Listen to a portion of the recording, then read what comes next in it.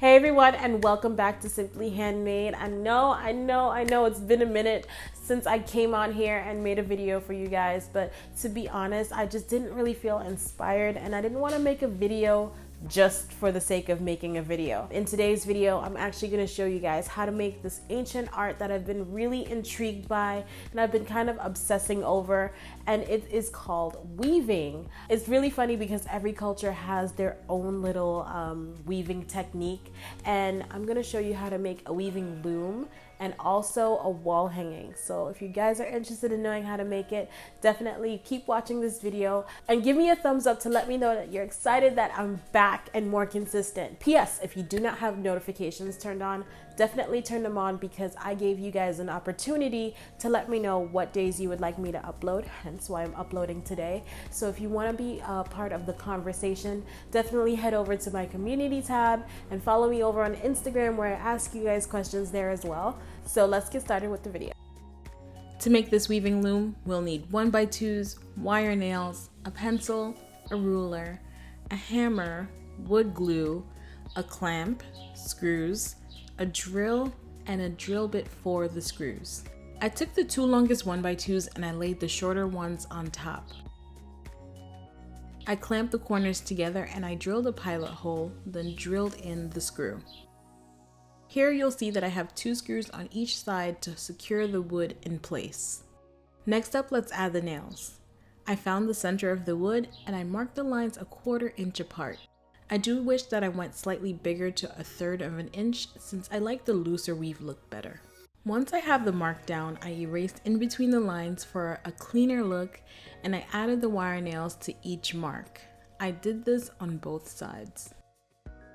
I didn't like that the wood looked dirty and crusty, so I painted the loom with a gray milk paint and I sealed it in with some polyurethane and I set it aside to dry. The next day I finally started weaving. I tied the thread to the top left and looped the thread across 2 nails.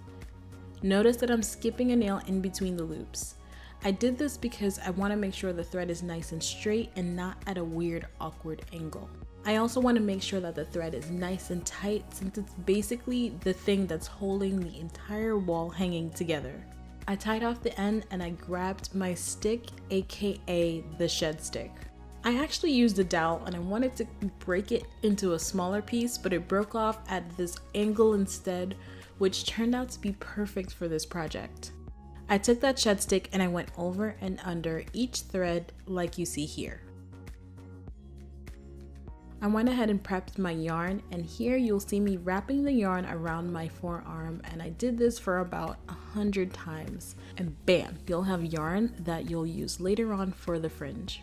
I added a ruler for the base of the weaving loom and then I strung the yarn through the needle. The first technique we're going to learn is the tabby weave. I took the end of the yarn and I put it through the thread and I looped it toward the bottom of the loom. I went back over to the top and began the weaving process. Similar to the shed stick, you'll want to go over every other thread like this. Once you get to the end of the row, you'll want to form an arch and use a regular plastic fork to divide it into 3s and then press the rest of the yarn down. The first few lines will be really loose, but don't worry about it. Doing this arch technique will help you not pull the yarn too tight. I moved on to the next row by going over and under in the opposite strands of the row underneath.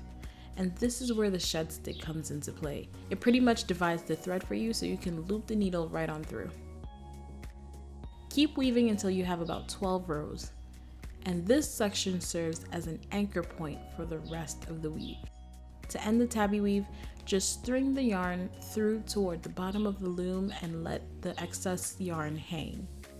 Next up, we're going to do raya knots, aka some fringe.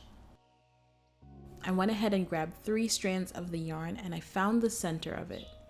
I laid the center above 2 strands of thread and I fed the strands underneath on either side and through the middle. Pull the yarn out toward you, slide it toward the top, and then back down to tighten it. Here's another view from overhead.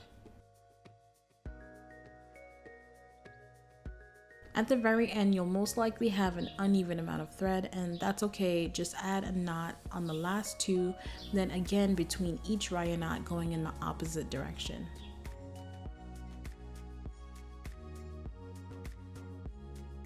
You really won't notice this once you start weaving again. I had 2 rows of black, and then I also did 2 rows of white raya knots, and then moved on to tabby weaving again. Once I was done with the tabby weave, I moved on to this beautiful cloud-like weave called a pile. This cloud-like texture is made with a special material called roving. It doesn't tear apart under a lot of strain, but it will tear apart when there's a little bit of separation. I tore the length slightly longer than the loom, and I separated the roving in half. I weaved a little and I pulled the roving through the bottom, and then I made the first row the same way I did the tabby weave. Once I strung the roving between the rows, I grabbed a long paintbrush and I started twirling the roving along itself.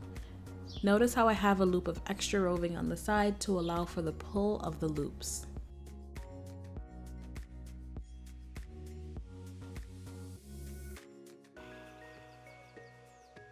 Right here, I'm taking out the paint stick, but I really recommend keeping it in and doing a string or 2 of tabby weave just to hold everything in place.